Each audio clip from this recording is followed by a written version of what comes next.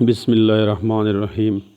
آج ہمارے school government high school کرگ الائی میں زراعت الائی کے آفیسر صاحب آئے اور انہوں نے بچوں کو ایک زہریلے پودے پارتھینیم، جس کو گاجر بوٹی کہا جاتا ہے، کے متعلق معلومات دی۔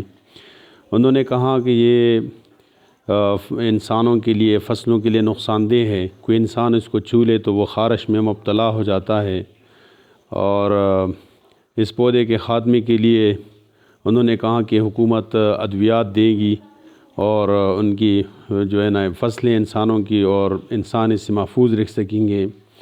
دوسرا، اس کا تلف کرنے کا یہ ذریعہ ہے کہ اس کو بالکل جڑ سے نکال دیا جائے، تو اس کو ختم کر دیا جائے۔ یہ پودا جہاں اگتا ہے وہاں دوسرے پودوں کو بھی ختم کر دیتا ہے، اپنی جڑیں مضبوط کر لیتا ہے، بہت جلدی پھیلتا ہے، سال میں 2 مرتبہ نمو پاتا ہے۔ اور زرعی ماہر کے مطابق گاجر بوٹی ایک زہریلا پودا ہے، دوسری جڑی بوٹیوں سے زیادہ مختلف نظر نہیں آتا۔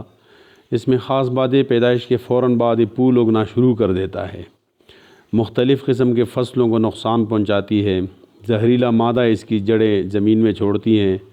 وافر مقدار میں اگر یہ زہریلا مادہ موجود رہے تو زمین پر بڑھنے والے دوسرے پودوں کے بیج زمین کے اندر ہی گل سڑ جاتے ہیں، کبھی بھی اگ نہیں پاتے۔ انسانی جلد پر اس کے اثرات انتہائی نمایاں اور تکلیف دہ ہیں۔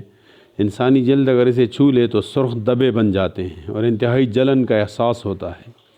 اسی طرح جو لوگ اس سے وابستہ ہوتے ہیں، مختلف قسم کی کھانسی، دمہ، جلد کی بیماری، آنکھوں کی جلن، الرجی کا خطرہ ہوتا ہے، اور آنکھیں اس سے بہت زیادہ متاثر ہوتی ہے۔ اور اسی طرح انہوں نے کہا کہ موسم بہار میں اس پودے کی پیداواری صلاحیت بڑھ جاتی ہے۔ اس کی پہچان یہ ہے کہ بیج چھوٹے ہوتے ہیں، لمبے، ہلکے سے گہرے کالے رنگت کے اور اوپر سے چپٹے ہوتے ہیں۔ جب گاجر بوٹی اگتی ہے تو یہ گاجر کے پودے کی طرح نظر آتی ہے۔ اس کے پتے زمین کے نزدیک گولائی میں ہوتے ہیں۔ گاجر بوٹی کا پھول واضح طور پر چھوٹا، ستارہ نما، 5 کونوں والا، سفید رنگ کا ہوتا ہے۔ اس کا سائز تقریباً 6 ملی میٹر ہوتا ہے۔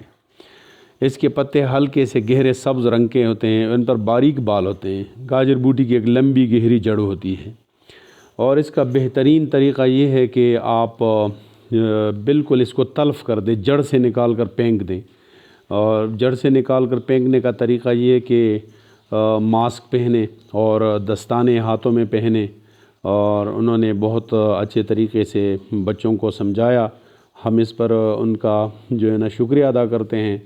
اور اسی طرح اگر ہمارے تمام محکمے اپنے اپنے کام میں تندہی سے، جان فشانی سے، محبت سے لگ جائیں تو انشاءاللہ ہمارے ادارے بھی مضبوط ہوں گے، ہمارا ملک بھی ترقی کرے گا۔